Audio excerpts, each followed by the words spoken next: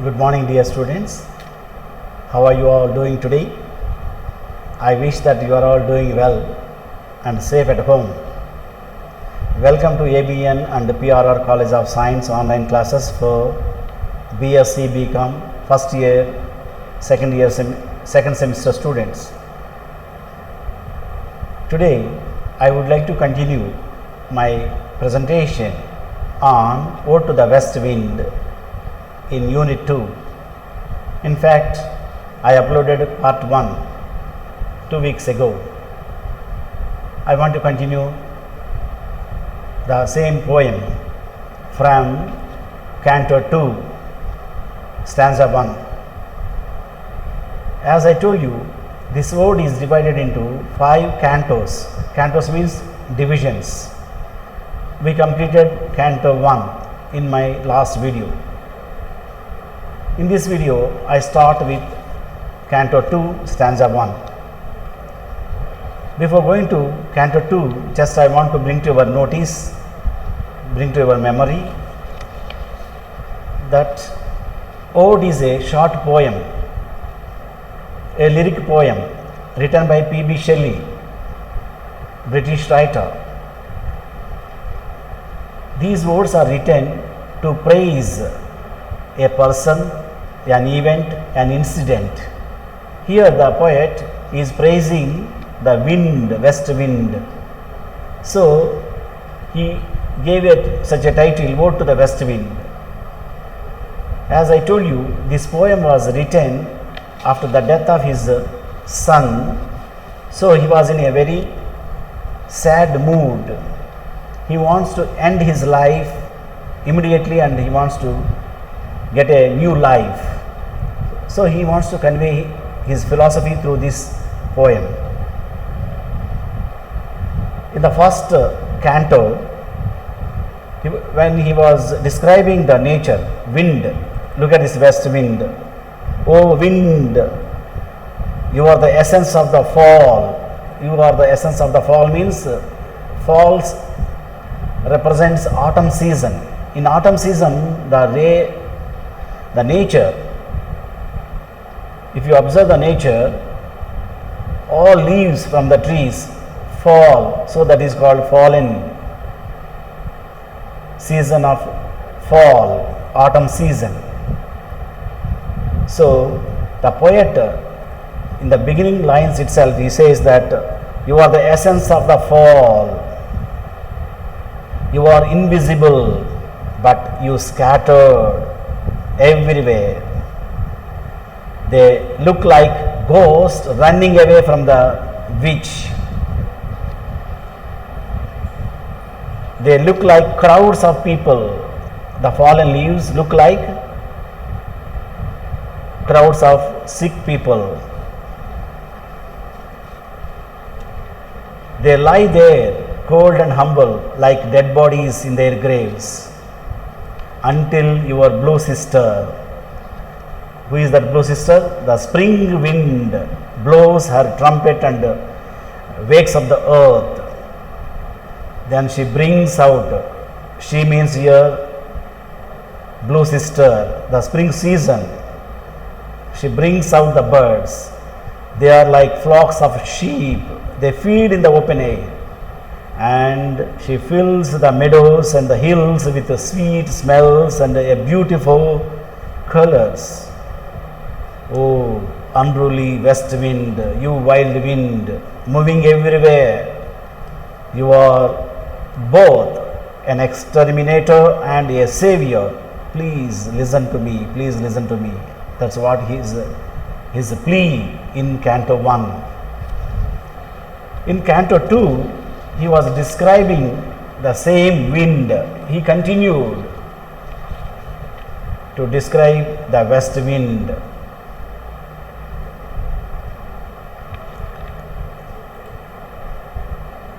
Look at this, Canto 2, stanza 1. The one whose stream mid the steep sky's commotion, loose clouds like earth's decaying leaves are shed, shook from the tangled boughs of heaven and ocean.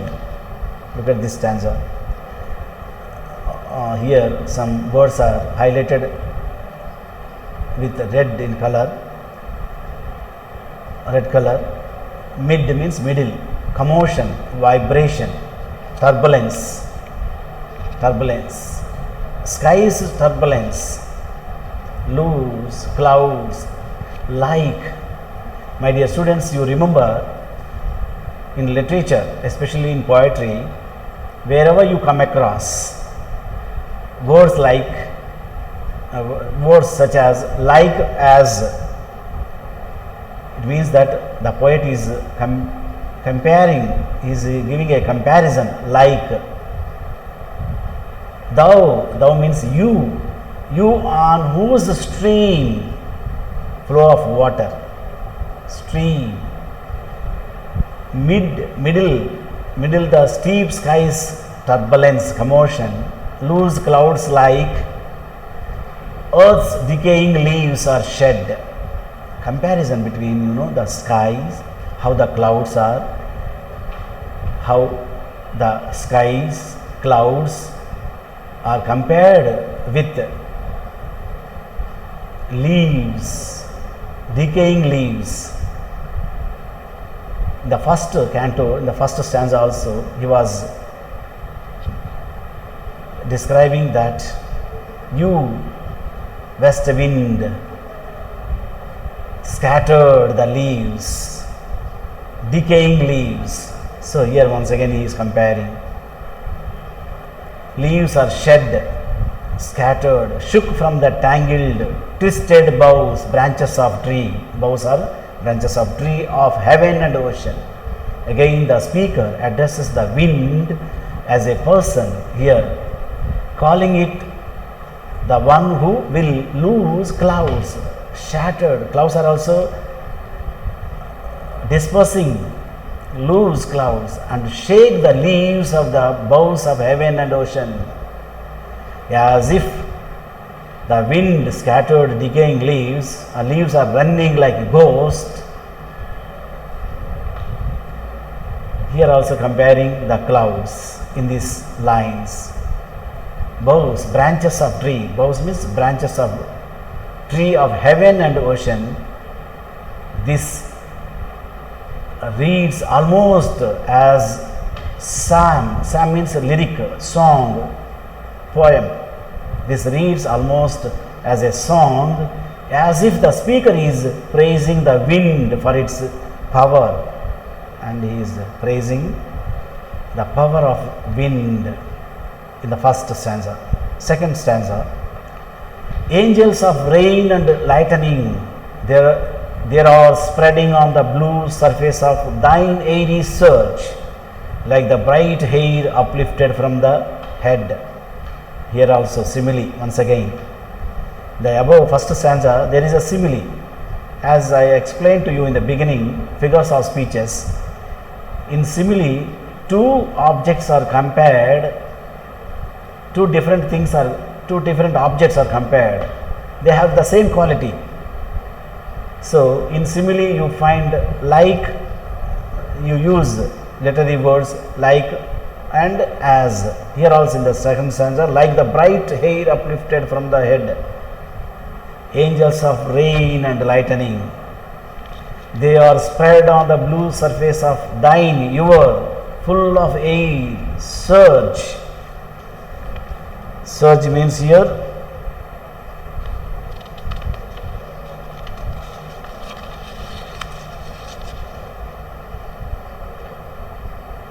a sudden powerful forward movement. A surge means a powerful sudden movement, jerk like that, airy, forces, a sudden movement, like the bright hair uplifted from the head. Again the speaker refers to the wind as a spiritual being. Wind is as a spiritual being, more powerful than angels, more powerful than angels. For the angels of rain and lightning are described as being spread on the blue surface of the wind. He then describes these angels as being like the bright hair on the head of a even greater being. So wind is more powerful than the angels, and they spread, the angels spread on the surface of the air, on surface of the blue sky, like the bright hair uplifted from the head, as if angels really they spread their hair from their head uplifted. Next, stanza 3. Of some fierce minute, even from the dim verge of the horizon to the zenith's height, the locks of the approaching storm thou dirge. Look at these lines once again. In this stanza of Ode to the West Wind, the speaker compares wind to a fierce, very cruel Maenad. Maenad means actually, in the Greek philosophy, in the Greek story, there were female angels associated with the god of wine, namely Dionysus. Of some fierce Maenad, the angels who associated with the god of wine, even from the dim verge,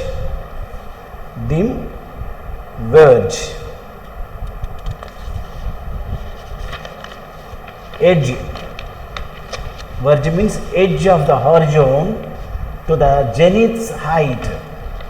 Zenith means the top of the tip of the height, or tip of the highest spot or peak point. The locks of the approaching storm thou dirge. You dirge means a sad or morning song. Oh, you morning song. In this stanza of Ode to the West Wind, the speaker compares the west wind to a fierce Maenad. Who are the Maenad? The spiritual being that used to be found around the Greek god Dionysus. Remember, this is the being that was also described as having hair like angels. Even the female angels who were associated with the god of wine, Dionysus, they are also having the same hair like angels. So, thus the wind is described as a being like a god. The wind is also being like a god with angels for air. These angels of rain and lightning reveal that a storm is on the way. The storm is on the way. If you notice that, even we observe before raining, we also experience some sort of like this rain and lightning, thunders come first. So it is giving a sign that storm is on the way. Stanza 4. Of the dying year, to which this closing night will be the doom of a vast sepulchre vaulted with all thy congregated might. Of the dying year, to which this closing night will be the doom of a vast sepulchre. Sepulchre means here a tomb or a burial vault. A tomb or a burial vault. Congregated, gathered might. Congregated means gathered or brought together. Oh, wind of the dying year, to which this closing night will be the doom of a vast sepulchre. How this wind is, once again the poet he goes on describing, vaulted with thy congregated might. The speaker then explains that the storm approaching is the impending doom of the dying year. If the sky is cloudy, even we feel that it is, the sky looks like a doom, top of the tomb. The use of sepulchre is interesting too, since this is referring to a small room or monument in which a person is buried. That is nothing but a tomb, typically Christian origin. To refer to something like this could suggest that Shelley wants to trap and contain all of the power of nature inside the tomb for it to open in stanza 5 as well as this. A sepulchre is isolating way of being buried. Sepulchre is nothing but a tomb, burial ground, a tomb, which could indicate Shelley wants to move away from all his miseries and be finally at one with nature. Yes, after the death of his son, everything seems to the poet is a very miserable life. He is leading a very miserable life. So he wants to put an end to his life and mingle with nature. He wants to mingle with nature. Next, stanza 5, canto 2. Of vapors from whose solid atmosphere black rain, fire and hail will burst. Oh, yo. Look at this last stanza, only 2 lines. In this stanza 5, 2 lines. Usually we call them, it is not stanza, it is a couplet. The speaker then describes the wind as the bringer of death. Bringer of death. He has already described it as the destroyer. He compared the wind and he personified as a death, destroyer. Here he describes it as one who brings black rain and fire and hail. Then to end this canto, the speaker again appeals to the wind, begging that it would hear him. Please listen to me, listen to me. Oh wind, west wind, oh wild west wind, listen to me, listen to me. And he is requesting at the end of this canto 2, stanza 5.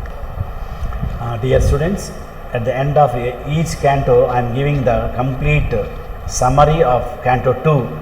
It includes 5 stanzas, meaning it summarizes. In the high and whirling reaches of the sky, you send the clouds twirling. They look like the dead leaves shaken loose from the branches of the heavens and the sea. They are like angels, full of rain and lightning. Oh, they are scattered across the blue sky like the blonde hair of a wildly dancing girl who is a follower of Dionysus, god of wine. The clouds stretch from the horizon to the top of the sky like the hair of the coming storm. West wind, you sad song of the end of the year. The night sky will be like the doom of a vast tomb. The clouds you gathered like an arch vase running across it, and from the solid top of the tomb, dark rain, lightning, and hail will fall down. Listen to me, oh, wild west wind. Yes, dear students, come to canto 3, stanza 1. In this stanza, he also continues to describe Mediterranean Sea. Look here the comparison, how he describes. Thou who didst waken from his summer dreams, the blue Mediterranean, where he lay, lulled by the coil of his crystalline streams. Mediterranean Sea. Thou, you means here west wind, who didst waken, you woke up. Oh, just because of you west wind, you woke up. The Mediterranean, the blue sea, very short we call the blue sea, Mediterranean Sea, is woke up from his summer dreams. Look at this personification. Sea is personified here as a person sleeping. Lulled means asleep. The Mediterranean Sea was sleeping in his summer dreams. You, wild west wind, you made him wake up. You woke up him with your powerful wind, where he was sleeping by the coil of his crystalline stream. By the coil of wrap, coil means wrap in a circle. The water, Mediterranean Sea water was wrapped like a circle, flowing, which were very clean and pure, crystalline streams. To begin this canto, the speaker describes the wind as having woken up the Mediterranean Sea from a whole summer of peaceful rest. The sea here is also personified as a person was sleeping all through the summer. Next, stanza 2. Beside a pumice isle in Bay's Bay, and saw in sleep old palaces and towers quivering within the waves' intenser day. In this stanza, he continued with this stanza in the board. The speaker simply implies that the sea was dreaming of the old days of palaces and towers, that he was quivering, moving at the memory of an intenser day. Stanza 3. All overgrown with azure, moss and flowers so sweet that sense faints picturing them. Thou, you, for whose path the Atlantic's level powers. The speaker continues to describe the sea's dreams as being of slower days when everything was overgrown with blue moss and flowers. Then he hints that something is about to change when he mentions to Atlantic's power. Next, stanza 4 and 5 here.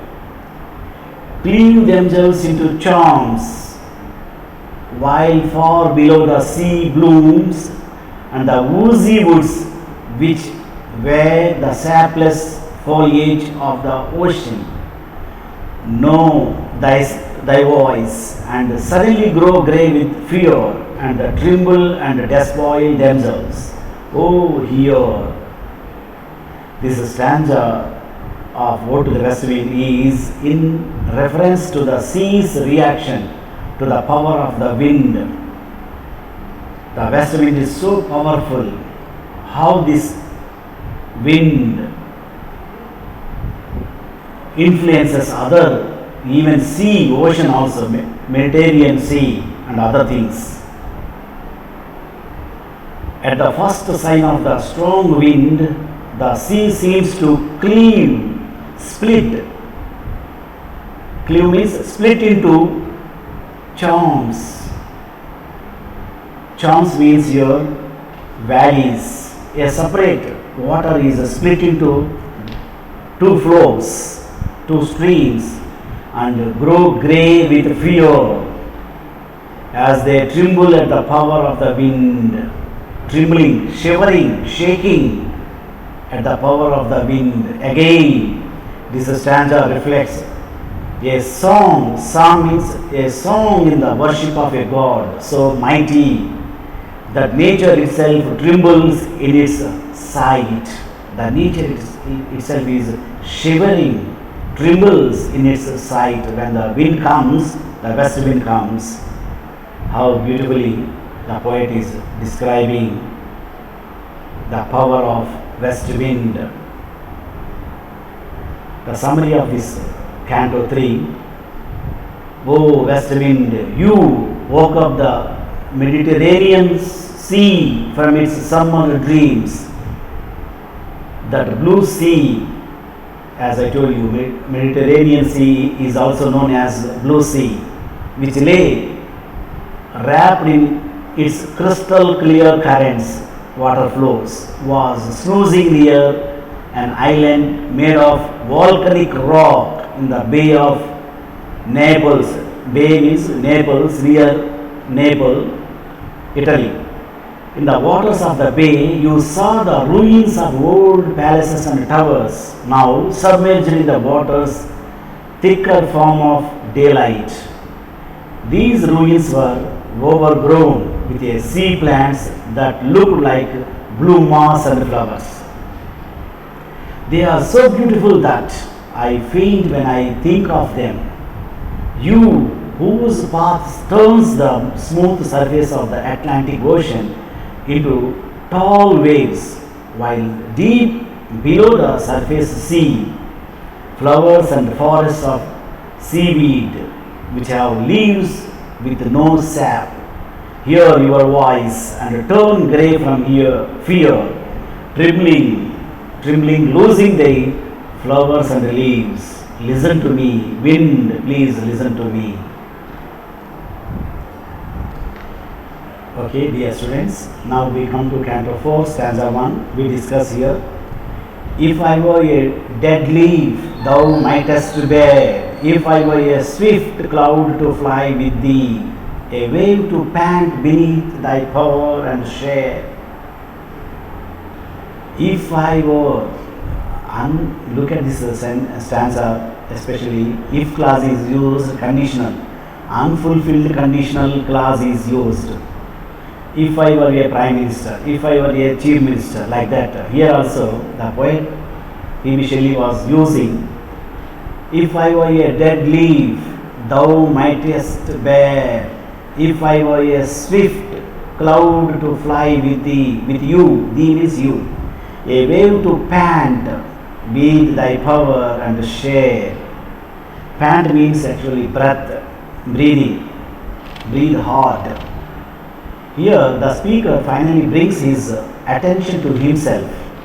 So far, till Canto 3, he was describing and praising the wind, the power of wind. Now he brings his attention to himself. He imagines that he was a dead leaf. He compared himself with a dead leaf, which the wind might carry away, or a cloud which the wind might blow. He thinks about what it would be like to be a wave at the mercy of the power of wind. If I were a dead leaf, I would have come along with you. You can simply, because you are such a powerful wind, you can carry me as other decaying leaves are flying in the air. If I were a swift cloud to fly with you, if I were a cloud, I could also pass on along with you with our powerful force, a wave to pant beneath thy power.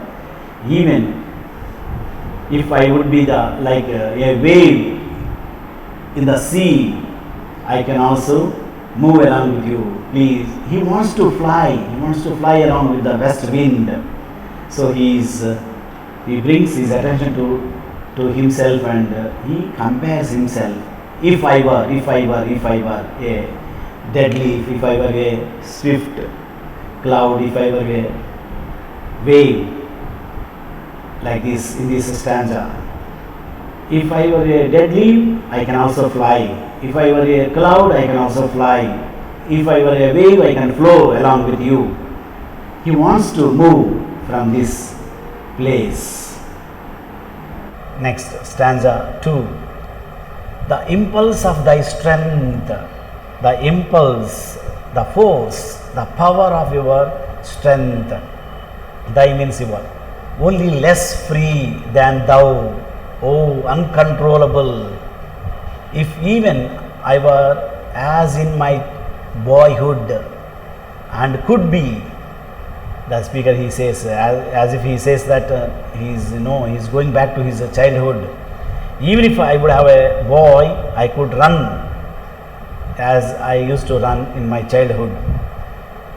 The speaker stands in awe of the wondrous strength of the wind, awful of the wondrous strength of the wind. It seems to act on impulse, the power, and its strength is uncontrollable. The strength of the wind is uncontrollable. He then mentions his own childhood. Stanza 3. The comrade of thy wandering over heaven, as then went to outstrip thy sky speed, scarce seemed a vision I would never have striven. Look at these words: outstrip, go faster. Sky means sky speed. Striven means competed with, challenged or demanded. Never have competed, never have challenged or demanded. The comrade of thy wanderings over heaven, as then went to outstrip, go faster, thy sky speed, scarce seemed a vision I would never have competed. Here the speaker seems to wonder whether the wind has gotten stronger since his childhood, or whether he has simply become weaker. He thinks that when he was a boy, he may have been about to go faster the speed of the wind, and yet his boyhood seemed a vision, because he cannot be a boy now. Almost he is old. So distance, that dream is so distant, very far off, and so long ago. The speaker is clearly contrasting the strength of the wind to his own weakness that has come upon him as he has engaged. Next, stanza 4. As thus with thee in prayer in my sore need, oh, lift me as a wave, a leaf, a cloud. I fall upon the thorns of life, I bleed. Look at this here, the sad state of his mind. Here the speaker finally comes to his request. So far he didn't reveal what he wants exactly. He was just comparing the power, he was describing the power of wind so far. Now he has come to a state of mind to request. Until now he has been asking the wind to hear him, but he hasn't made any specific requests. Now he compares himself to a man in prayer in his sore need, dire need, and he begs the wind to lift as a wave, to lift him as a wave, a leaf, a cloud. He desires to be at the mercy of the wind, whatever may come of it. In the final line, he refers to himself as one who is in the final stages of his life when he says, I fall upon the thorns of life. Thorns means, needles, nails, nails or needles. Thorns of life, I bleed. Oh my God, it's a very sad and miserable state of mind, just like the wind swept away the dead leaves of the autumn. The speaker calls for the wind to sweep him away, old and decaying as he is. Now he openly begged, requested the wind, please take him away like a leaf, like a cloud. Next, stanza 5. A heavy weight of hours has chained and bowed one too like thee, tameless and swift and proud. A heavy weight of hours has chained and bowed. One, two, like thee, like you, tameless and swift and proud. The speaker says that the weight of all of his years, heavy weight of ours, means all of his years of life have bowed him down. He prayed so far, even though he was once like the wind. He was like a wind, powerful, very strength, he has everything. But now, for all the many years, he has been chained, shackled, bound, imprisoned. Chain means imprisoned. Bowed, diminished or reduced, made weak. Bowed means reduced or weak. The speaker says that the weight of all his years of life have bowed him down, reduced him, weakening. He has become very weak, old and weak. Moreover, as we discussed that after the death of his son, he has become very weak and feeble. So he feels this life is very miserable and sad. So please, he wants to end his life and he is requesting, begging the wind, please take him away as you take the leaves, fallen leaves. Even though he was once like the wind, tameless, swift and proud. Look at this summary of the canto 4, overall summary of the 5 stanzas. You better understand these lines. If only I was a dead leaf, you might carry me. You might let me fly with you if I was a cloud, or if I was a wave that you drive forward. I would share your strength, though I would be less free than you, since no one can control you. If only I could be the way I was when I was a child, when I was your friend wandering with you across the sky, then I didn't seem crazy to imagine that I could be as fast as you are. Then I would have called out to you, prayed to you in desperation, please lift me up like a wave, a leaf, a cloud. I am falling onto life's sharp thorns and bleeding. Time has put me in shackles and diminished my pride, though I was once a proud, fast and unruly or wild as you. So please, he is requesting the wild wind in the canto 3. He revealed, he openly begged, asked the wild wind, take him out. Yes, dear students, we come to canto 5, stanza 1. I read the stanza. Make me thy lyre, even as the forest is. What if my leaves are falling like its own? The tumult of thy mighty harmonies.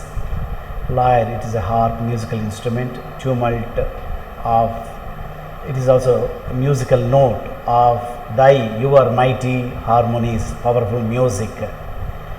Here again the speaker begs the wind to make him be as its mercy. He wants to be like a lyre, a harp, a musical instrument played by the wind. Please make me your instrument you can play on, played by the wind. He wants to be like the dead leaves which fall to the ground when the wind blows. Next, stanza 2. Will take from both a deep autumnal tone, sweet though in sadness. Be thou, spirit fierce, my spirit, be thou me, impetuous one. Will take from both a deep autumnal tone. In this stanza of Ode to the West Wind, the speaker asks the wind to come into him and make him alive, make him alive. This is yet another reference to the wind as a sort of God.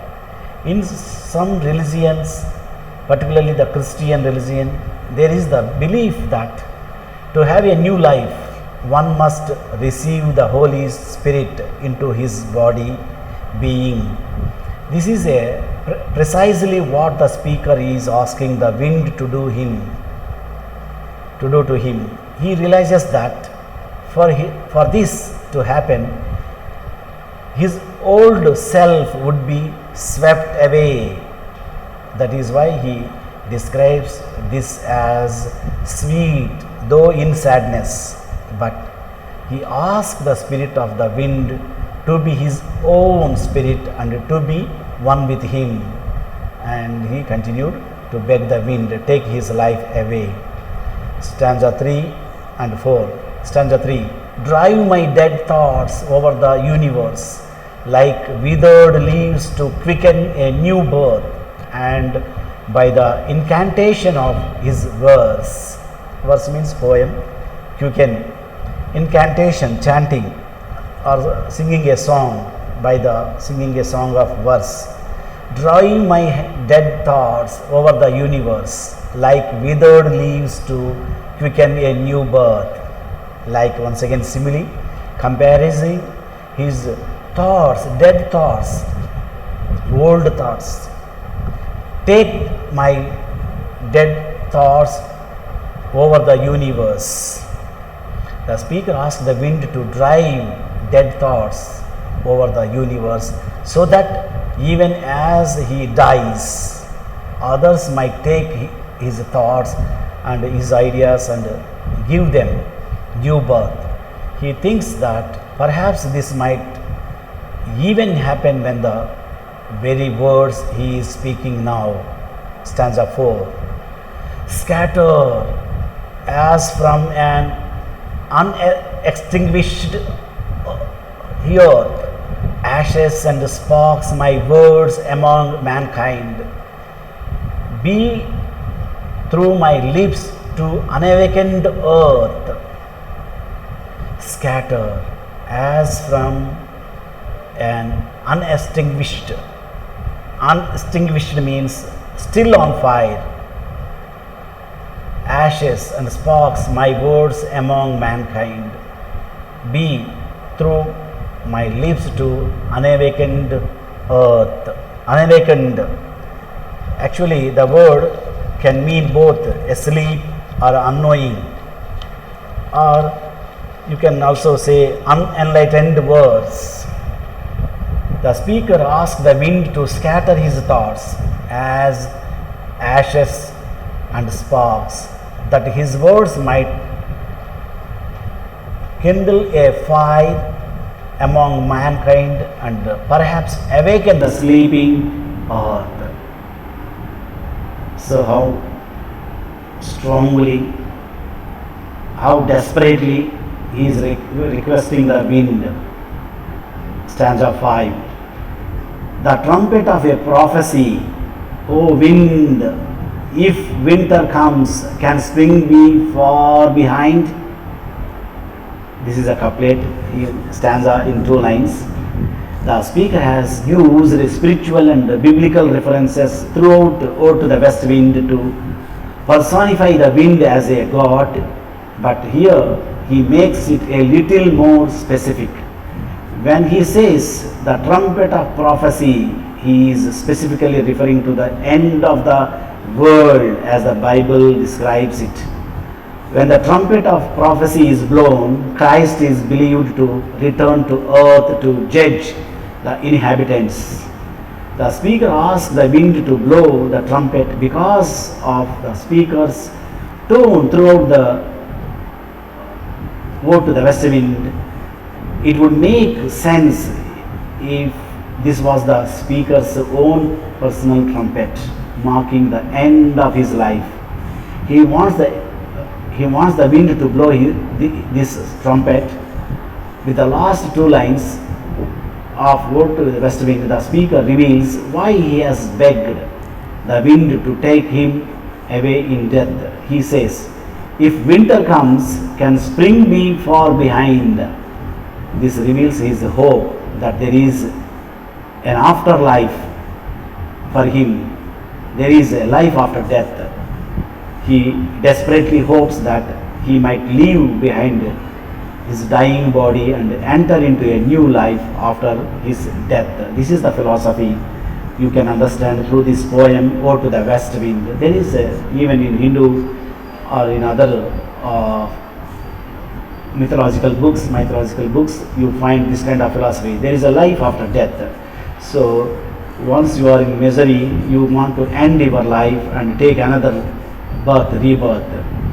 Here also the poet P.B. Shelley expressed his agony, his pain, his miseries through this poem, and he requested the wind to take him to death and give him another birth. Make me into, look at the summary of the total canto 5 stanzas summary.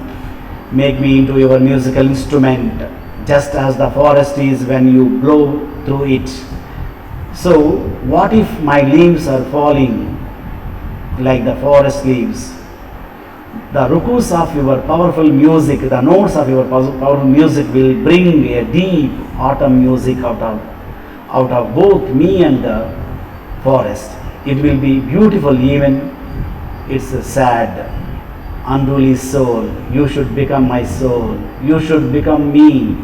You unpredictable creature, scatter my dead thoughts across the universe like fallen leaves to inspire something new and exciting. Let this poem be a prayer that scatters ashes and sparks as though from a fire that someone forgot to put out. Throughout the human race, speaking through me, and in that way, turn my words into a prediction of the future. Oh wind, if winter is on its way, isn't spring going to follow it soon? He's asking. After this winter, spring comes. Please end this winter soon. Automatically, the spring is on its way. I wish that you understand this poem. Please, poetry is a little bit, you need some efforts.